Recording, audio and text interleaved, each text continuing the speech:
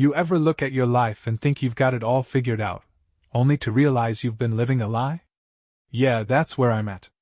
My wife, Melissa, and I have been together for 8 years, married for 5. We've got a little house in the suburbs, decent jobs, and a dog named Charlie.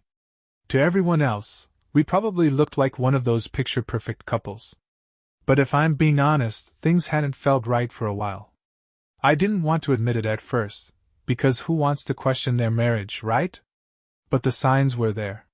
The late night work calls, the sudden interest in going to the gym, and how she started guarding her phone like it held the nuclear codes. I brushed it off for months, told myself I was being paranoid. Melissa wasn't just my wife, she was my best friend. But then I found the text. One stupid, careless text that shattered everything.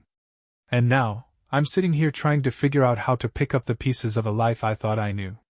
What I'm about to share might sound like something out of a bad TV drama, but it's my reality. Buckle up, it gets messy. Looking back, the first red flag was so small I almost missed it.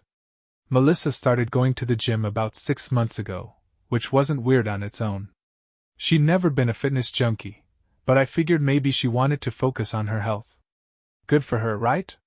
But it wasn't just the gym. She'd spend hours there, way longer than it should have taken for a workout. Then came the new clothes, tight leggings, sports bras she'd never worn before, and the sudden obsession with looking perfect. It's just for me, she said when I asked about it. I want to feel better about myself.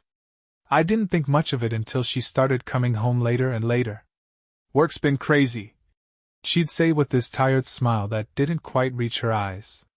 At first, I believed her. She's always been hardworking, and I thought maybe she was taking on extra projects. But then there were the calls. Late at night, she'd step out of the room, whispering into her phone. When I'd ask who it was, she'd shrug and say, "Just a client."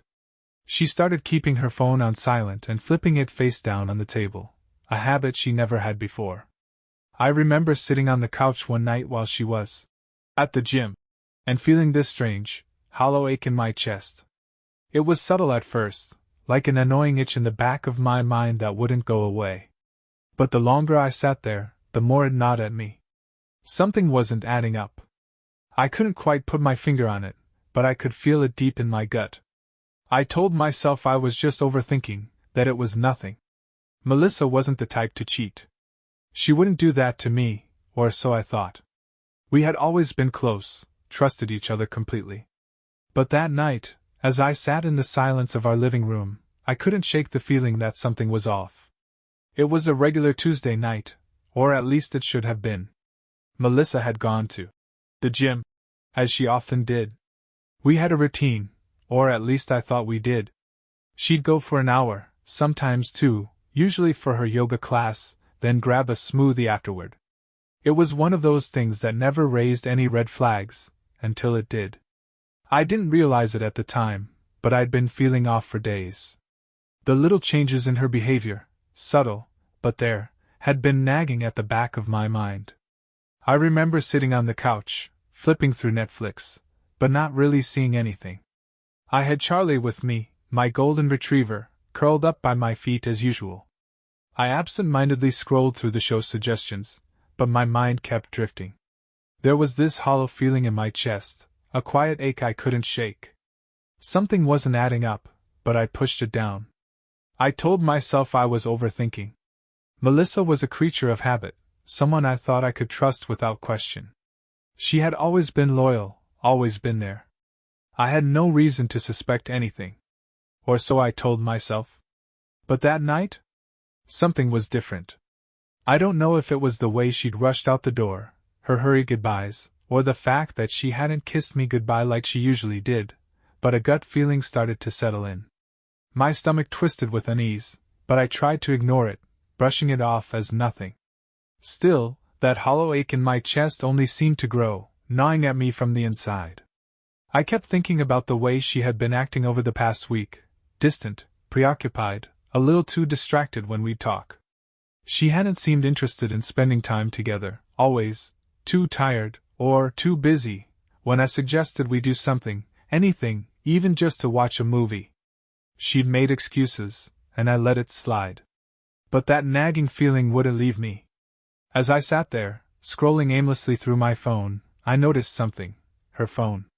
It was sitting on the kitchen counter, buzzing. I could hear the vibration from the other room. Normally, I would have ignored it. I respected her privacy. Hell, we trusted each other. We didn't need to check each other's phones. But that night there was this pull. Something inside me whispered that I needed to look. My heart raced in a way that didn't make sense. I tried to shake it off. "It's nothing," I told myself. But the feeling wouldn't go away. My gut was screaming at me. Without thinking, I stood up and walked over to the kitchen.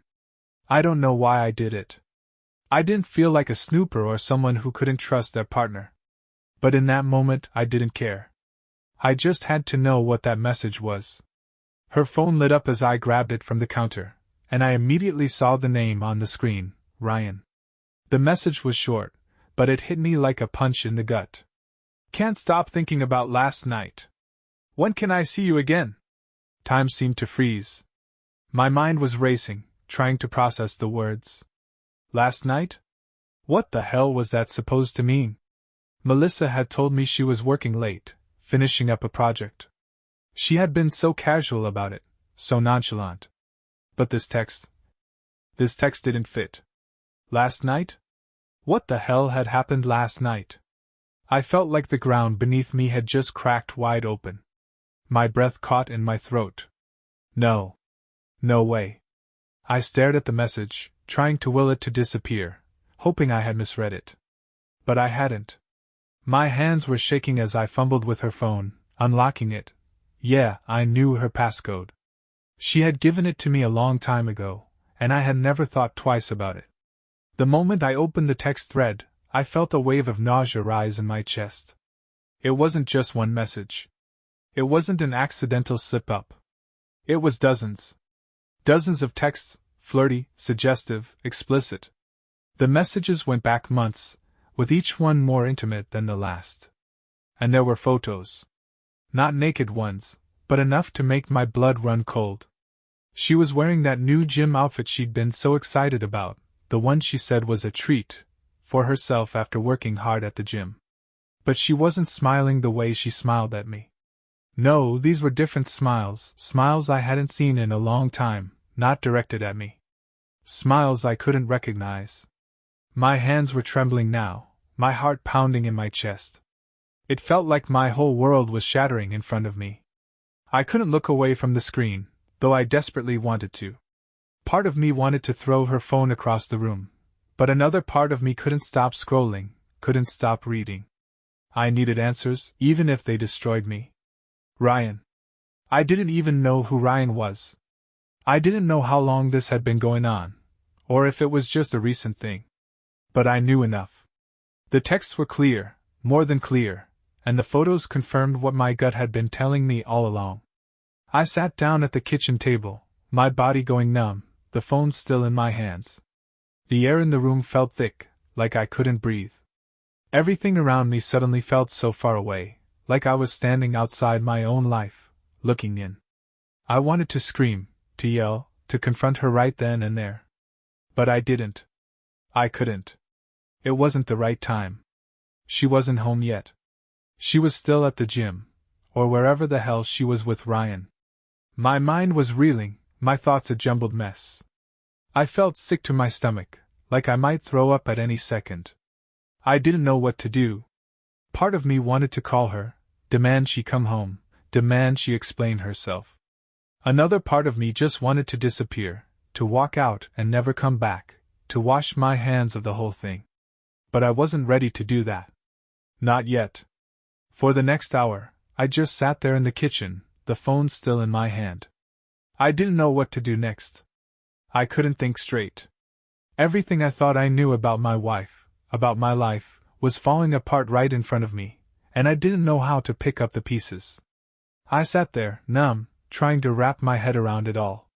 My wife, the person I trusted most in the world, was sneaking around behind my back, and I had no idea what to do next. Part of me wanted to scream, to call her out right then and there, but I didn't. She wasn't home yet. She was still at the gym, or wherever the hell she was with Ryan. I just sat there, paralyzed. My whole life felt like it had been turned upside down. My marriage, the trust I'd built, the person I thought I knew, it was all a lie. And I was left standing in the wreckage, not knowing where to go or what to do. So, I did what any guy in my position would probably do. I kept digging. If I was going to confront her, I needed to know the full story. I went through her messages, emails, even her social media DMs. And trust me, it wasn't just one rabbit hole. I fell into an entire underground network of lies. The texts with Ryan weren't just flirtatious. They were detailed. They talked about meeting up at his apartment, the amazing chemistry they had, and of course, the sex. She had told him things like, "You make me feel alive again," and, "I've never felt this way before." Those words cut deeper than I expected. What really twisted the knife was seeing the timeline. While I'd been home cooking dinner, walking Charlie, and planning our anniversary trip, she'd been sneaking off to see this guy. Ryan wasn't just some random fling either, he was a coworker. That was the real kicker. All those late nights at work, they weren't about deadlines or projects, they were about him.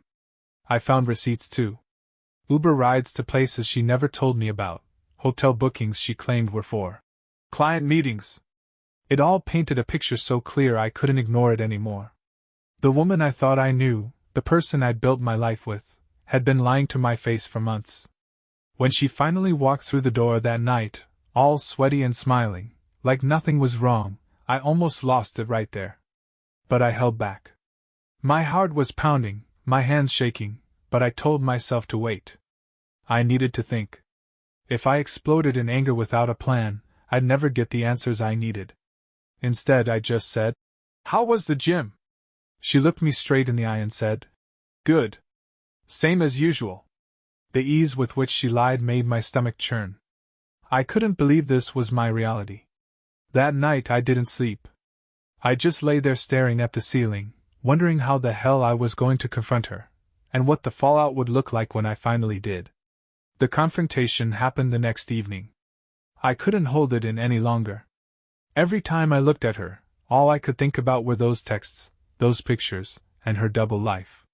She was sitting on the couch scrolling through her phone, completely oblivious. Meanwhile, my heart was pounding so hard it felt like it might break through my chest. Finally, I just blurted it out. "Melissa, who's Ryan?"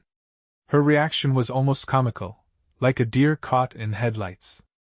Her hand froze mid-scroll, and for a second she just stared at me. Then, like clockwork, she recovered. "What are you talking about?" she said, feigning confusion. I pulled out my phone, opened the screenshots I'd taken the night before, and held it up for her to see. "This. I'm talking about this. The texts, the photos, the late nights with your coworker. Care to explain?" Her face went pale, and for a moment, I thought she might actually tell the truth. But instead, she doubled down. "It's not what it looks like," she said, her voice shaky but still defensive. "Ryan is just a friend. We were joking around, it's nothing serious." I couldn't believe what I was hearing. "Nothing serious?" I said, my voice rising. "So, joking around now involves sexting, meeting up at hotels, and telling someone you've never felt this way before? Do you think I'm an idiot?" That's when the tears started. Classic deflection. She broke down sobbing, saying things like, "I didn't mean for it to happen," and, "I was lonely, okay? You've been so distant lately." Distant? That was her excuse? I couldn't believe it. "Don't you dare try to pin this on me," I snapped. "I've been here, every day, trying to make this marriage work while you've been sneaking around behind my back." She kept crying, mumbling excuses and half apologies that felt more like damage control than genuine remorse. At one point, she even said, "It didn't mean anything, I swear," as if that would magically erase the betrayal. I'd had enough. "Melissa," I said, my voice calmer but colder, "I'm done listening to your lies. I deserve better than this." The room was silent except for her sobs. I walked out of the living room, grabbed my car keys, and left the house. I didn't know where I was going, but I needed space. I needed air. I needed to figure out what the hell I was going to do next. After driving around aimlessly for an hour, I parked at a quiet lot and sat in the car, trying to make sense of everything. But I couldn't stop thinking about Ryan, the guy who'd somehow wormed his way into my wife's life. I didn't know much about him yet, but that was about to change. The next day, while Melissa was at work, I went full detective mode. I searched his name online, dug through social media, and even checked LinkedIn. Turns out, Ryan was exactly who I thought he'd be, mid-30s, single, and of course, one of her coworkers. His Instagram was a goldmine. He had a profile filled with gym selfies, motivational quotes, and captions like, "Work hard, play harder." You know the type. He also had pictures with Melissa, group photos from work events, happy hours, and even one of them sitting way too close at a bar. It made me sick. But it got worse.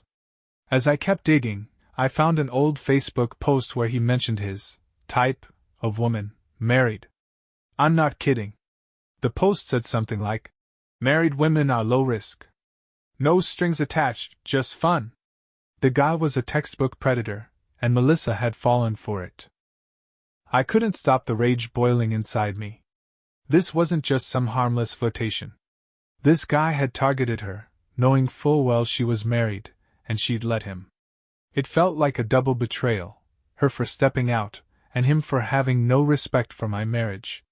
I debated messaging him directly, calling him out for the scumbag he was. But what good would that do? He didn't owe me anything, she did. Still, the idea of him sitting somewhere, smug and confident, made my blood boil. Later that night, I brought it up with Melissa. "So, Ryan," I said, leaning against the counter while she stood awkwardly in the kitchen. "Seems like a real stand-up guy. Did you know he brags about sleeping with married women?" Her face turned bright red. "I didn't know that," she mumbled, avoiding my eyes. "Of course you didn't," I snapped. "Because you didn't care to look. You were too busy sneaking around to see what kind of man you were throwing away your marriage for." She didn't respond, just stood there looking ashamed, or maybe just caught. Either way, I'd had enough of the lies. I told her I needed time to think and walked out again, slamming the door behind me. At that moment, I realized I wasn't just angry at her anymore. I was angry at myself, for not seeing it sooner, for letting her take advantage of my trust, and for still loving her despite everything. When Melissa walked through the door later that night, I couldn't help but feel this overwhelming sense of dread in my gut. I didn't say a word at first. I couldn't. The anger was building inside me, coiling like a tight spring. She stepped in, looking almost too casual, like she didn't have a care in the world.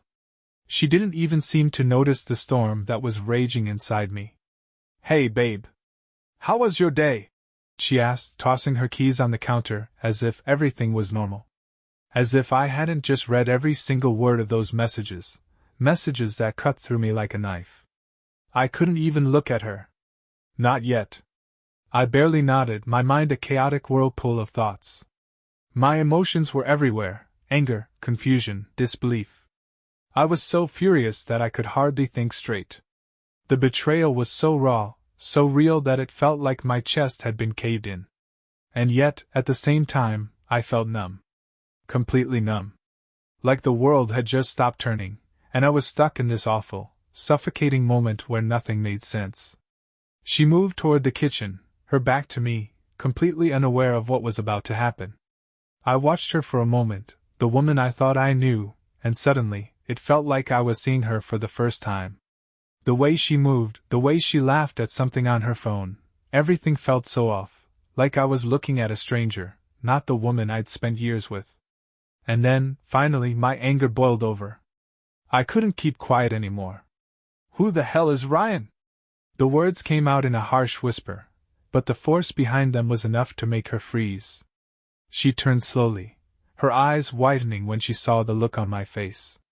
The shock in her expression was almost comical, like she didn't think I'd ever figure it out. But there was no time for games now. I'd seen everything. "What are you talking about?" she asked, her voice too high-pitched, too defensive. I could tell she was stalling, trying to find a way out of this. But there was no escape. Not anymore. I threw her phone down on the counter, the screen facing up so she could see the text from Ryan. Don't play dumb, Melissa. I know about the texts. I know about everything. Her eyes flickered to the phone, and for a split second, I saw a flash of guilt, then anger, then a whole range of emotions that I couldn't even begin to understand. But she quickly masked it, putting on a calm expression like she was in control.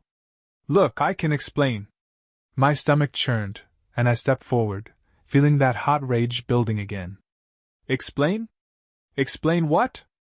That you've been lying to me for months? That you've been screwing around behind my back while I was sitting here, thinking everything was fine? The words were spilling out faster now, fueled by the emotion that was swirling inside me.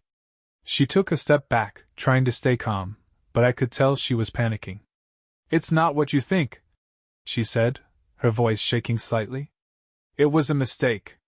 I didn't mean for it to get this far. I was feeling neglected, okay? You were always so busy, so distant. I didn't know what else to do. Neglected? The word hit me like a punch to the gut. I felt my heart drop into my stomach, the air leaving my lungs as I tried to process what she was saying. This wasn't just about a mistake, it was about months of deception, months of her choosing someone else over me. But the worst part? She was trying to justify it. I took a deep breath, trying to keep my voice steady. So what, you couldn't come to me? You couldn't talk to me like an adult? No, instead, you went behind my back, sending him pictures, talking to him like you were having some kind of secret life without me. I was losing control now, my voice cracking as the hurt started to hit me like a wave. Melissa shook her head, tears welling up in her eyes. I never wanted to hurt you.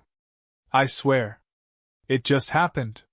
I was lonely, and Ryan, he made me feel like I mattered again. Like I was important. I felt this strange, sick feeling in my chest, like everything I thought I knew was falling apart. How could she say that? How could she stand there and act like I hadn't been there for her all these years? How could she make it sound like I was the one who had pushed her into this? I couldn't wrap my mind around it. Lonely? She was lonely? While I had been working my ass off, building our life together? It didn't make any sense. The worst part was, even as I was standing there, practically shaking with anger, I wasn't sure what I was feeling. Part of me was furious, livid even, but another part of me just felt numb. This wasn't just a betrayal, it was the death of everything I had believed in. The woman I had trusted, loved, and built my life with wasn't the person I thought she was. I felt this emptiness in my chest, like something inside me had shattered. I didn't know how to feel anymore. I was angry, I was sad, and yet I couldn't stop myself from feeling this deep, aching numbness that spread through me like a virus.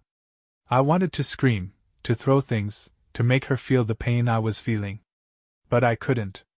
I just stood there, barely able to breathe, trying to figure out what to say, what to do next. The reality was sinking in, and it was too much to handle. My world, the life I thought we had, was crumbling right in front of me.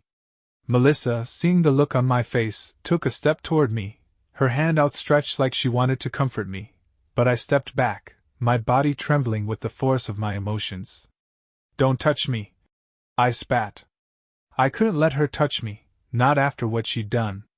For a moment, neither of us said anything.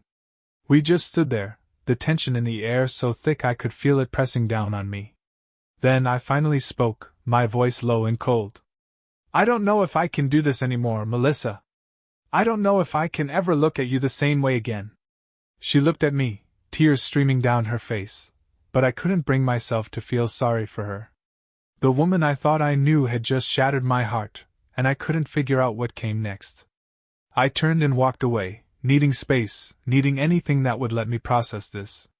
But the thing was, no amount of time or space would ever make this go away.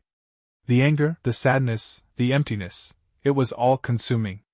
It was going to take everything I had to even begin to understand what had just happened. The next few days were a blur. I barely slept, barely ate. It was like I was just going through the motions, walking in a fog. I knew I needed to talk to someone about what I'd discovered, but who? Who could I trust with something so painful? I didn't even know where to start. Melissa was still pretending everything was fine, still playing her part like I hadn't just uncovered her betrayal. I felt like I was losing my mind. So I called up Jake. He's one of my closest friends, the guy I've known since high school.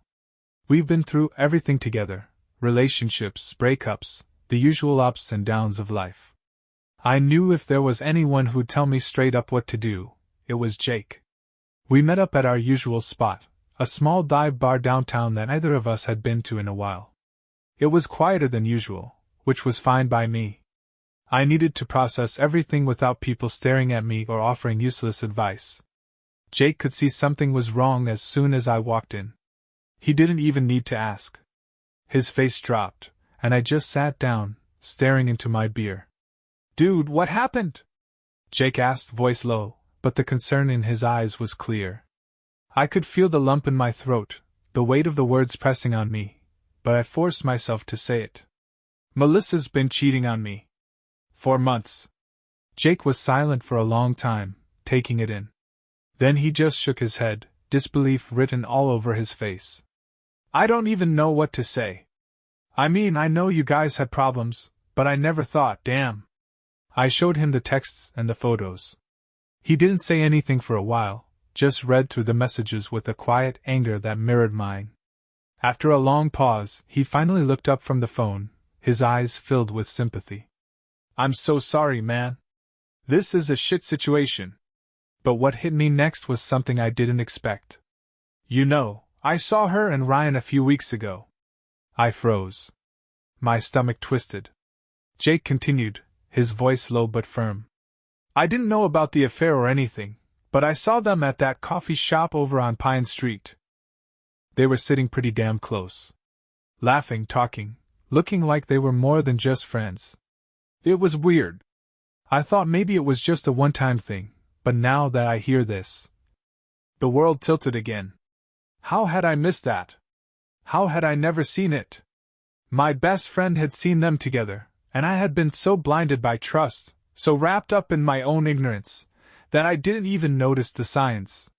My gut had been telling me something was wrong all along, and here I was, confronting the brutal truth. I didn't say anything because, well, I didn't know what was really going on. But now, I wish I had said something sooner. I wanted to scream at him, to yell at him for not telling me, but I knew deep down that it wasn't his fault.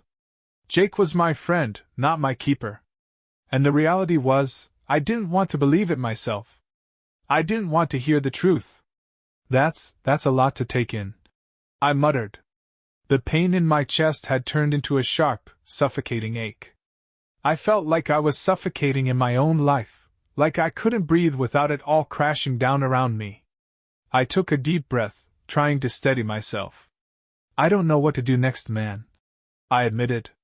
"Part of me wants to confront her right now, but I don't even know where to start. I'm just lost." Jake was quiet for a minute, then he leaned forward. "Well, you've got to make a choice. You can either confront her and get all the answers, or you can let it fester until it eats you alive. But whatever you do, you've got to take care of yourself first. Don't lose sight of who you are in all this." It wasn't the pep talk I was expecting, but it was exactly what I needed to hear. I had been so focused on Melissa and what she'd done that I had completely forgotten about myself. I couldn't let her decision destroy me. Over the next few days, I called up a few more close friends. Every single one of them was shocked and angry for me, but they all said the same thing: "You don't deserve this." They were right, of course. I had trusted her, loved her, and now it felt like she had taken everything I gave her and shattered it without a second thought. But hearing their support, seeing the concern in their eyes, gave me the strength I needed to start thinking clearly. Still, even with all the support, I couldn't stop the constant wave of doubt. I couldn't stop thinking about what Jake had said, about how Melissa had been so good at hiding it. There were so many little things I had missed: the late nights, the sudden need for me time, the odd excuses. I hadn't been blind, but I had been too trusting, too willing to believe that everything was okay. And then, it happened again. A few days after meeting Jake, I was cleaning up around the house when I found a receipt in Melissa's coat pocket. It was for a hotel downtown. The date on the receipt was from the night she told me she was staying late at work. I felt a sickening rush of adrenaline as I stared at it. My mind was screaming, but I was too stunned to react. There it was again, proof. More confirmation of everything I'd already known but had tried so hard to deny. At that point, I realized there was no going back. There were no more lies to tell myself. I had to face what Melissa had done to me, face the truth about everything, and start figuring out how to move forward. The first step I knew would be the hardest, confronting her, finally getting the answers I needed. But I couldn't put it off any longer. I needed to know, no matter how much it hurt. I had to. My friends had been right. It wasn't about punishing her, it was about reclaiming my life. And the first step in that process was to finally look her in the eyes and demand the truth. The night I finally confronted Melissa, everything felt surreal, like I was watching my life play out in front of me instead of living it. It had been days since I'd discovered the texts, the pictures, the hotel receipt. My mind had been racing, my emotions all over the place. I felt angry, betrayed, confused, and hurt all at once. But more than anything, I was exhausted. I had spent so much time trying to make sense of it, trying to figure out what had gone wrong, why she'd done it. But now I had the answers, or at least I was about to. It was a Saturday night, and she was home early. I knew she had planned to go to the gym, but instead, she came home just after dinner. I had no idea if it was the guilt, or just the fact that she knew the jig was up, but when she walked in, she didn't seem her usual self. There was a certain stiffness in her posture, an unease in the way she avoided eye contact. My stomach twisted into knots as I watched her drop her gym bag by the door and head straight for the kitchen. She didn't even say hello. I was sitting on the couch, staring at the TV screen, but I wasn't really watching it. My hands were clenched into fists, my mind trying to prepare for what was coming. I knew I had to do this, but I didn't know if I was ready. Finally, I stood up, my heart pounding in my chest. "We need to talk." Melissa turned toward me, her face instantly registering a mix of concern and annoyance. She didn't say anything at first, but I could tell she wasn't happy about it. "What's this about?" she asked, her voice a little too calm, like she was trying to keep it together. But I could see through the facade. I didn't waste any time. "I know about Ryan. I know about the texts, the photos, the hotel." I watched her face go pale as I said it, her eyes widening, and for a moment, I could see the panic behind her cool exterior. She opened her mouth, but the words seemed to get caught in her throat. I didn't give her a chance to speak, not yet. "You lied to me. You told me you were at work, or at the gym, or hanging out with friends. All the while, you were seeing him. Behind my back.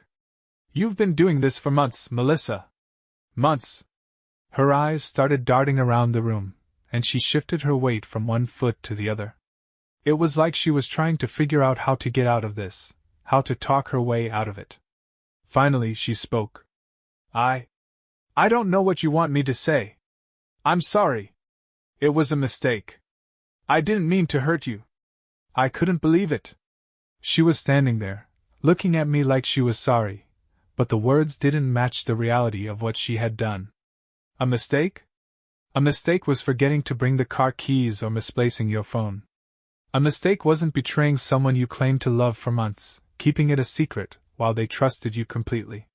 "Sorry?" I repeated, my voice rising. "That's all you've got?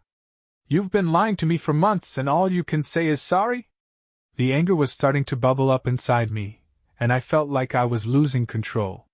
"You've been sneaking around, sending pictures, talking about meeting up with him, and you think sorry is going to fix this?" She took a deep breath, and for a second, I thought maybe she was going to get real with me, maybe explain why she did it, what was going on in her head. But no. She just kept going with the same line. "I was unhappy, okay? I wasn't getting what I needed from you, and Ryan made me feel wanted. He made me feel good about myself again. I never meant for it to go this far, but it just happened. My head was spinning, trying to digest her words. Unhappy? I spat, the bitterness seeping into my voice. You were unhappy? What the hell does that even mean? You couldn't talk to me about it. You couldn't communicate like a grown-up? You couldn't come to me and say, hey, something's wrong, we need to fix this? No. Instead, you chose to cheat, to lie, and to make me look like an idiot. For months, Melissa, you made me look like an idiot. She looked down at the floor, her expression shifting to something close to shame, but it wasn't real shame. It was like she was ashamed she'd been caught, not ashamed of the act itself. I know I hurt you, and I'm sorry for that. But I wasn't trying to hurt you. I was just looking for something I wasn't getting at home. I let out a harsh laugh, the sound bitter and hollow. So this is it? This is your big apology? You're going to sit here and tell me that you didn't mean to hurt me? That you were just looking for attention? That's all it was to you. She didn't respond. Instead, she wiped a tear from her cheek, but I didn't feel a single ounce of sympathy for her. The person I once loved, the woman I thought I knew, was standing in front of me, giving me this half-assed apology like it was somehow going to make everything better. I wasn't buying it. I don't know what you expect from me now, I said, shaking my head, my voice cold and empty. I don't know if I can even look at you the same way again, let alone forgive you. You destroyed everything we had, and for what? A fling? A quick fix to your ego. I don't even recognize you anymore. She started to cry, her tears falling freely now. I never wanted this to happen. I swear. I love you, I really do. I don't know what happened. I'm so sorry. Her voice wavered, but I couldn't bring myself to feel the slightest bit of comfort in her words. I was numb. I didn't know what to do next. Part of me wanted to scream at her, tell her everything she'd done wasn't just a simple mistake. It wasn't something you could just apologize for and move on from. But I stayed quiet. Finally I spoke again, this time more calmly, but with a finality that surprised even me. I don't think I can do this anymore. You've broken my trust. And honestly, I'm not sure if I'll ever get it back. I need space. I need time to figure out if I can even forgive you. Her face crumpled as if my words had physically hurt her, but I wasn't sorry. I wasn't sorry for what I said because the truth was, I didn't know if I could forgive her. I didn't know if there was a way back from this. Her apology felt empty. Hollow. Like she was just saying the words she thought I wanted to hear, but I wasn't buying it anymore. The damage had been done. And no amount of sorry was going to fix it. It's been a few months since the divorce was finalized, and I can honestly say I'm in a much better place than I was back then. It wasn't easy. There were days when I felt like I was back at square one, the weight of everything crashing down on me all over again. But through all the pain, I found something I didn't expect: strength. I started small. I picked up hobbies I neglected over the years: reading, hiking, even learning how to cook some new meals. I wanted to reconnect with who I was before all the chaos, the version of me that wasn't defined by someone else's choices. I began seeing a therapist too, someone who could help me process all the emotions I had buried deep inside. It wasn't a quick fix, but it helped me see things more clearly. One thing I've learned through all this is how much I lost of myself in that relationship. I had become so wrapped up in trying to fix things with Melissa, trying to keep everything perfect, that I forgot to take care of myself. I forgot to ask myself what I really wanted and needed. As for Melissa, I'm not going to lie, it wasn't easy to let go of the anger. There were moments when I wanted to scream at her, to call her and remind her of everything she'd done. But I realized that holding on to that anger was only keeping me stuck. So I let it go. I had to, for my own peace. I've started dating again, though I'm taking it slow. The thought of jumping back into something serious right now feels overwhelming, so I'm just enjoying the process. Meeting new people, having fun, seeing where it goes. I don't expect anyone to replace Melissa, but I'm open to finding someone who respects me the way I deserve. But I'll be honest, there are still days when I feel the sting of it all. The betrayal, the lies, the love I gave to someone who didn't deserve it. I'm healing, but the scars will always be there. And that's okay. It's a part of who I am now, but it doesn't define me. To anyone out there who's been through something like this, take your time. It's okay to be angry, to grieve, to not know what comes next. But don't let anyone's betrayal dictate your future. You're stronger than you think. And in time, you'll find peace. You'll rebuild yourself, and it will be better than before. It has to be. Looking back on everything that's happened, I still don't know exactly how I ended up in this situation. The whole thing feels like a bad dream sometimes, a nightmare I'm still waking up from. But as time has passed, I've been able to reflect on the lessons I've learned, the parts of myself I've rediscovered, and the future I'm trying to build for myself. First off, I've learned that trust is something you give to someone, but it's also something you need to give to yourself.